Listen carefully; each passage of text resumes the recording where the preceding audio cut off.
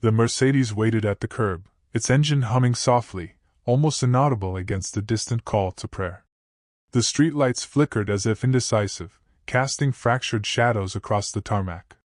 Inside the car, the driver's hands rested lightly on the wheel, knuckles white despite the calm exterior. He was not nervous, he couldn't afford to be, but the thought of failure pressed against him like the suffocating Damascus heat. From the terminal, a man emerged, moving briskly yet with a careful rhythm. Every step calculated, every glance measured. Intelligence reports later confirmed he carried no phone, no tracking device, no predictable pattern in his behavior. He was a senior operations coordinator for a militant network, known for eluding capture for years. Declassified reports confirmed that prior assassination attempts had failed due to exceptional operational discipline and a near-pathological avoidance of electronic surveillance. The operative behind the wheel, known in intelligence circles only as the friendly driver, breathed slowly, listening to the hum of the engine and the faint hiss of tires against asphalt.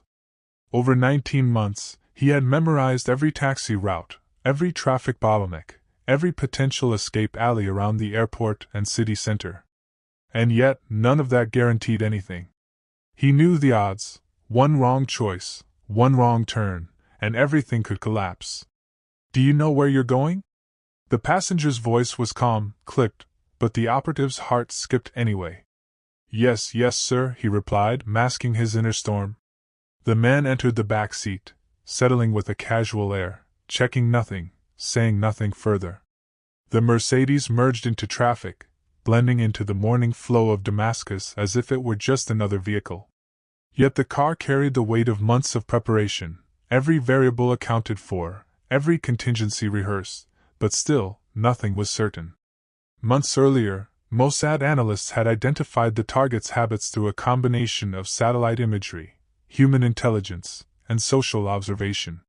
The target traveled infrequently, avoiding scheduled routines, moving through the city in bursts that defied pattern recognition.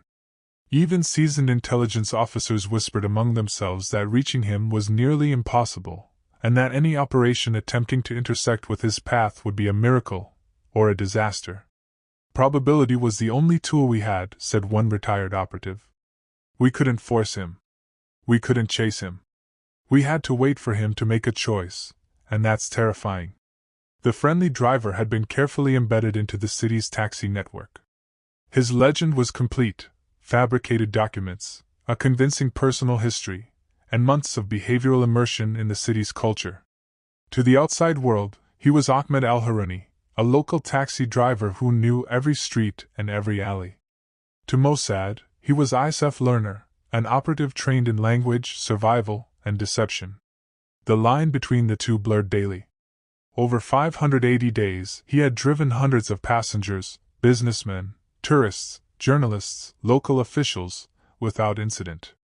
The target could have entered any taxi, at any moment. Probability dictated that only by being in exactly the right place at exactly the right time could the operation succeed. Meanwhile, analysts worked behind layers of bureaucracy, fabricating events to increase the likelihood of the target's engagement. False financial stressors, minor social pressures, and subtle nudges through mutual contacts had been applied over months, each designed to funnel him to the Mercedes at the exact right moment. None of it was visible to the public. None of it could be. We were invisible, hopefully. Traffic slowed near the city center. The operative's hand flexed on the wheel.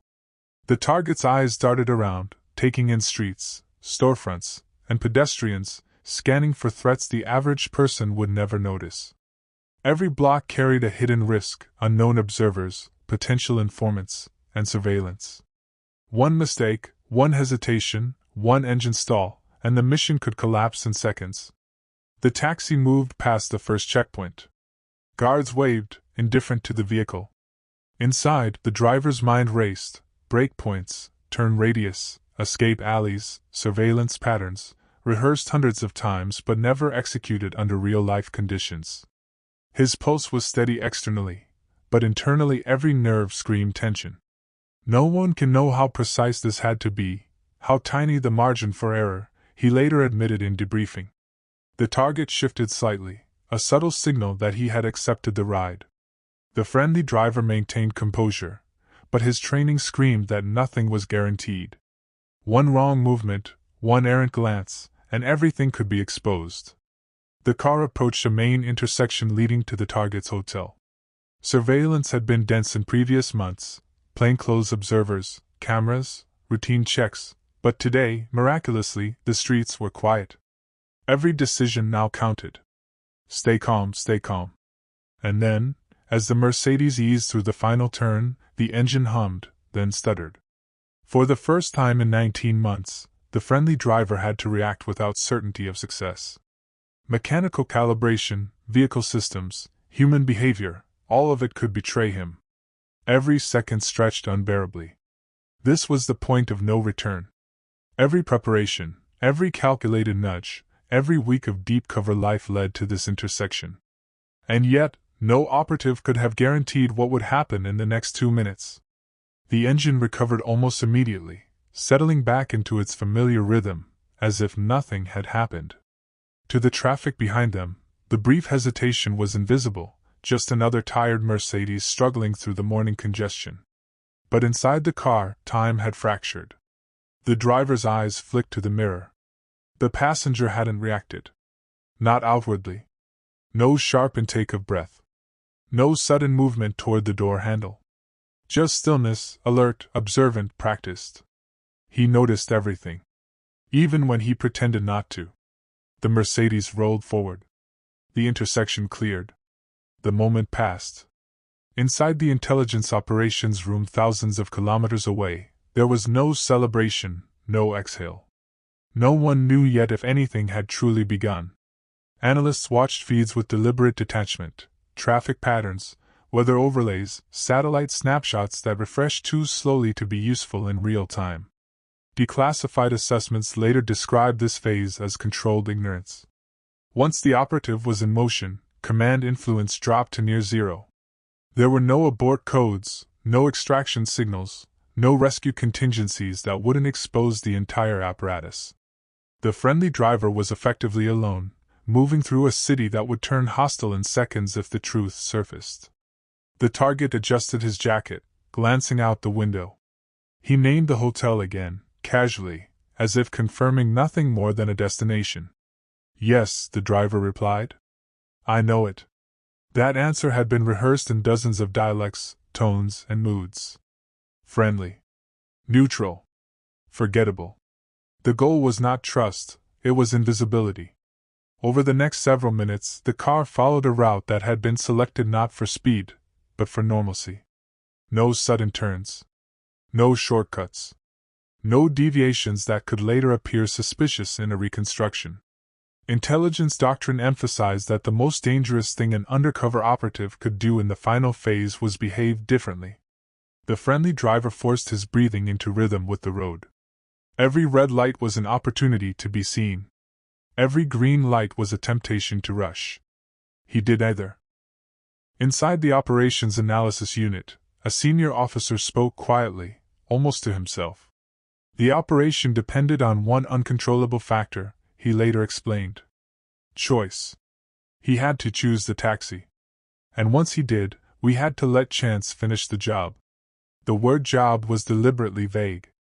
At this stage, very few people had been briefed on the full scope of the operation. Even among senior ranks, information was compartmentalized to the point that some believed the taxi driver was only a tracking asset, not an endpoint. The target leaned forward slightly. You're new, he said. The driver felt it instantly, the subtle tightening in his chest, the reflex to overcorrect. Instead, he shrugged. New car, he replied. Old city. A pause followed. The kind of pause that felt longer than it was. Then the target leaned back again, satisfied or at least unconcerned. Declassified post-operation psychological analysis noted this exchange as critical. Not because of what was said, but because of what wasn't.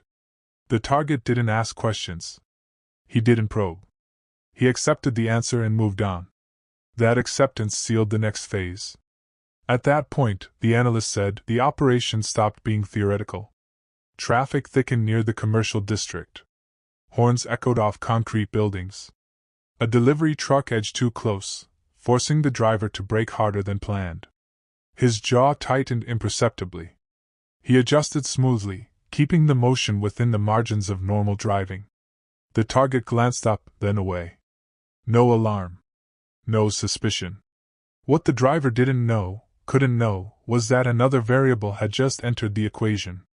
Unbeknownst to field operatives, a routine municipal inspection had altered traffic flow near the hotel earlier that morning. A temporary barrier narrowed the street ahead, forcing vehicles into a single lane. It was the kind of change that never appeared in intelligence briefings, too minor, too mundane. Inside the Mercedes, the road began to constrict. The driver clocked it instantly. His training screamed adjustment. His orders screamed restraint. He slowed slightly. Too much hesitation could draw attention. Too little could remove control. The target shifted again, peering forward through the windshield. "Problem?" he asked. "No," the driver said. "Just traffic." The car crept forward. The barrier loomed closer. This was not how the route had been rehearsed. In the operations room, no alarms sounded. No one noticed the change. There was nothing to notice from thousands of kilometers away. Later, analysts would argue that this moment, not the final outcome, was the most dangerous of the entire operation. A single unplanned environmental variable that neither side could influence. The driver made a decision. Not dramatic. Not bold. Just necessary. He adjusted the steering slightly, positioning the vehicle in the narrowed lane. The movement was subtle enough to pass as instinctive driving. The target didn't react. The hotel was now visible ahead. And then, another vibration. Different this time. The steering responded a fraction slower than expected. Not enough to be obvious. Enough to be felt. The driver's fingers tightened around the wheel. This wasn't improvisation. This was consequence. The Mercedes drifted slightly, corrected itself, then drifted again. To any observer, it would have looked like fatigue, distraction, human error. Inside the car, the target straightened. "What's wrong with the car?" he asked. The driver didn't answer immediately. That hesitation, less than a second, felt catastrophic. "Old roads," he said finally. "Old suspension." The lie landed awkwardly. Not because it was implausible, but because it was unnecessary. He knew better than to explain. The target didn't respond. But his silence felt heavier now. The street narrowed further. Concrete barriers pressed in. Pedestrians gathered near storefronts. Too many witnesses. Too many unknowns.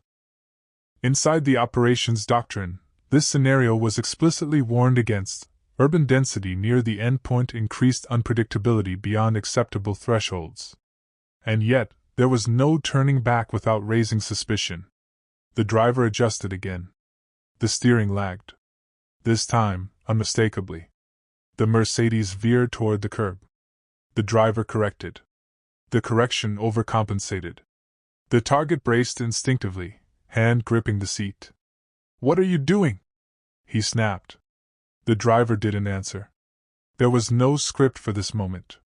No dialogue prepared. No contingency rehearsed. Only physics. Only momentum. Only probability. The barrier flashed past the windshield. The street ahead disappeared. And in that instant, before impact, before consequence, before history settled into narrative, the friendly driver understood something no briefing had prepared him for. Control had already left his hands. The tires screeched softly, a sound swallowed by the city noise. The car tilted just enough to make the target's heart skip. Inside, he gripped the seat tighter, eyes scanning the barriers and pedestrians. He didn't know it yet, but nothing about this ride was ordinary. Every accident looks natural, until you know the patterns behind it. The steering trembled again. The driver's fingers tightened, knuckles whitening.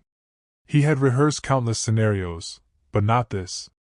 Not with the street altered by chance, not with a passenger this perceptive. The target muttered under his breath. "I don't like this street." "Just a shortcut," the driver replied, voice calm. A delivery van braked suddenly ahead. The Mercedes's automatic systems corrected, but imperfectly. The car swerved slightly, brushing the curb.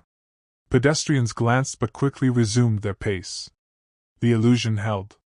Overhead, surveillance cameras recorded everything. At a glance, it was ordinary.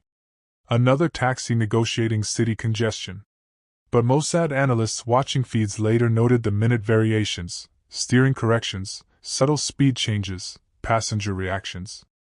Every second was a data point. The Mercedes approached the final block. The hotel loomed, modern glass juxtaposed against the older Damascus architecture. In theory, the operation should have been simple: reach the hotel, let the sabotage take effect in a controlled manner, and leave no trace. In practice, nothing in intelligence operations is simple. The target shifted in his seat, now suspicious. His voice sharpened. "Something's off," he said. The driver's jaw tightened imperceptibly. He maintained his neutral tone. "Nothing. Just city roads," he said. The Mercedes rolled forward. The brakes, intentionally compromised, began responding inconsistently. Not enough to alarm casual observers. Enough to create a subtle rhythm of uncertainty for the driver and passenger alike. The target leaned forward, eyes narrowing. "Brake check?" The driver exhaled slowly, heart hammering behind the facade of calm. "No need. It's fine." The sabotage, designed over months, was calibrated to mimic a mechanical failure that a casual investigation would attribute to wear and tear. Every line of the hydraulic system, every minor misalignment, every fraction of brake delay had been meticulously tested. The goal was death disguised as accident, untraceable and credible. For 19 months, the operative had lived as Ahmed al-Harouni, learning every road, memorizing every pothole, integrating into taxi culture, observing patterns, avoiding notice.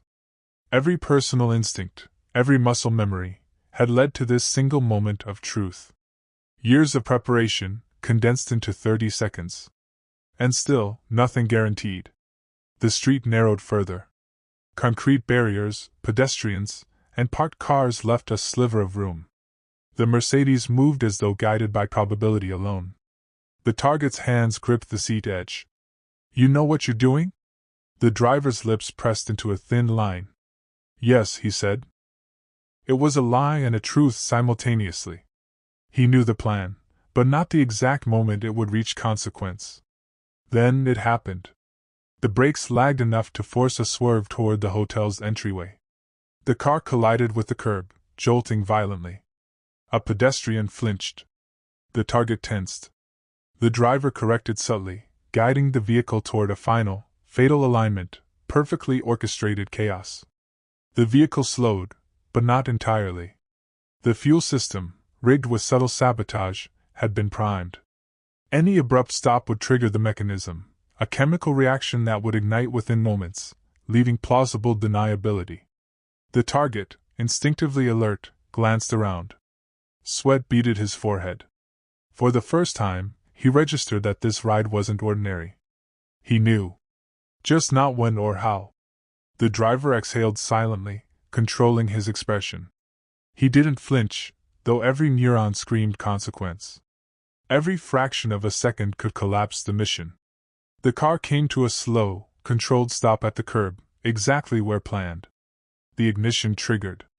A faint hiss, a flicker, barely perceptible. The target's eyes widened as the fire reaction began. Panic was instantaneous but brief. The design left him no time to react. The mechanical sabotage was precise, fatal, clean, and near invisible. Outside, ordinary citizens saw nothing remarkable. A minor accident, perhaps, easily dismissed. Inside, the operation had succeeded. Yet the driver's training warned him not to celebrate. Extraction was the next phase, and that would demand equal precision. Within 3 minutes, the friendly driver was gone from the scene, blending seamlessly with the city's morning flow. A prearranged route through less monitored streets, with every checkpoint anticipated. His exit had to appear casual. Routine. Invisible. At headquarters, monitors remained quiet. Analysts waited for verification from field assets. The first reports trickled in: no alarms, no unusual activity, no evidence of foul play detected. Syrian authorities would later label it mechanical failure, exactly as intended. Success is often silent, invisible, and emotionally complicated. The psychological toll on the operative was immediate. Months of immersion, identity creation, constant vigilance, all culminating in a controlled act of lethality, produced a fragmentation effect. He no longer felt entirely like Ahmed, nor entirely like Ysef. A part of him dissolved into the legend. 3 blocks away, he parked in an unremarkable lot, turned off the engine, and exhaled. Every muscle relaxed, yet every sense remained alert. Extraction was near but not guaranteed. He had to disappear from Damascus entirely without raising suspicion. Every surveillance point, every city camera, every pedestrian was a potential threat. As he moved toward the prearranged extraction point, the probability that someone had noticed him, even inadvertently, remained. Years of preparation had culminated in seconds of risk, yet danger still lingered. The city itself, indifferent, swallowed the operation whole, leaving the operative to navigate the invisible minefield of casual observers and random chance. The alley ahead was narrow, shadowed by early morning buildings. The operative moved swiftly, but every step felt measured. Every breath controlled. He was no longer Ahmed al-Harouni. He was a convergence of training, instinct, and probability. Every misstep could unravel the operation. He reached the prearranged extraction point, a nondescript courtyard behind a small café. A local contact, another operative in casual dress, stepped from the shadows. No words were exchanged. A small, inconspicuous package was handed over, a temporary identification swap and cash transfer to maintain operational cover. Everything depends on timing now, he thought. The Mercedes had already vanished from the street. Reports from field assets confirmed the target remained inside the vehicle at the moment of sabotage, alone, unaware of what had struck him until the final seconds. Syrian authorities, later conducting an investigation, concluded mechanical failure and driver error, exactly as Mossad intended. No evidence of foul play. The extraction team guided him to a nearby safe house. He paused at the threshold, hand on the doorframe. For the first time in months, he felt the weight of the legend lift, but only partially. The psychological imprint of 19 months living as Ahmed remained embedded. The streets, the calls, the cab meters, they lingered in his mind like echoes. Inside the safe house, the operative exhaled deeply. The contact removed a hidden device, confirming satellite and communications channels were clear. No tracking, no active surveillance. They were alone, yet the city outside still carried unknown threats. Later, during a debriefing, intelligence analysts noted that operational success relied not solely on technology or training but on human endurance under prolonged uncertainty. Months of living a false identity, integrating socially, maintaining emotional authenticity, all converged in a single critical moment of lethal execution. Deep cover isn't just about hiding, one analyst said. It's about becoming the environment, the narrative, the chance, and surviving it. Despite the meticulous planning, the human cost was profound. Even as the operative exited Damascus via the covert route into Jordan, then on to Israel, identity dissolution persisted. Sleep was fractured, reactions sometimes delayed, emotions muted. The boundary between legend and self blurred in ways only a few intelligence veterans fully understood. You train for decades, and the real challenge isn't the operation itself. It's returning home. Once in Israel, psychological support teams worked to reintegrate him. Therapy sessions, controlled exposure to familiar environments, gradual removal of Ahmed's cues, every measure designed to stabilize Ysef Lerner. Yet traces lingered: habits, language patterns, reflexes learned under deep cover. Friends and family noticed subtle changes. The operative himself recognized that some parts of Ahmed would never fully disappear. Strategically, the operation achieved all objectives. Khalil Nasser's death disrupted Hamas operational networks, creating a temporary vacuum in leadership and intelligence coordination. Weapons smuggling channels stalled. Communications that had once been reliable were now compromised. Analysts later noted this as a cumulative degradation rather than a single decisive blow, but still critical. Internationally, the operation left minimal trace. Syrian authorities officially cited mechanical failure. There were no diplomatic escalations, no leaked evidence. The extraction, invisible to any observers, reinforced Mossad's philosophy: reach anywhere, strike cleanly, leave no trace. Inside Mossad, Operation Taxi became a model for long-term deep cover methodology. Manuals referenced it for psychological profiling, urban camouflage, and operational patience. But they also warned, such missions carry emotional consequences that cannot be fully mitigated.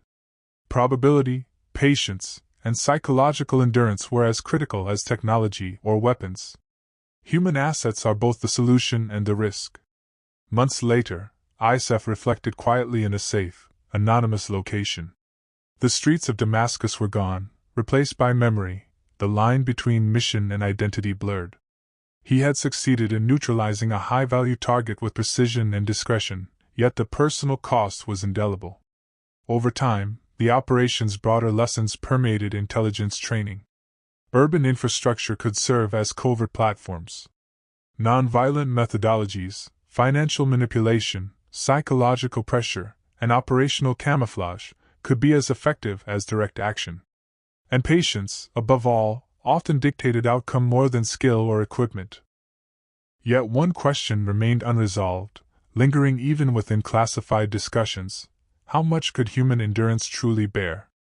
And how many missions would demand such total immersion before breaking the individual behind the legend? The story closes not with spectacle, but with reflection. The city remained alive, indifferent, unknowable. The operation succeeded in its mission, yet the operative's transformation into Ahmed left him permanently altered. Intelligence history remembers the mission, but its human imprint remains invisible. For more untold stories of intelligence operations where ordinary environments become extraordinary stages, subscribe and join the investigation into history's most meticulous missions. The Mercedes, once a silent instrument of fate, now rests in the archives of classified operations. Its streets, once battlegrounds of chance and probability, continue to carry countless stories unnoticed. And in the mind of Ysef Lerner, Ahmed al-Harouni remains, a ghost of patience, precision, and consequence.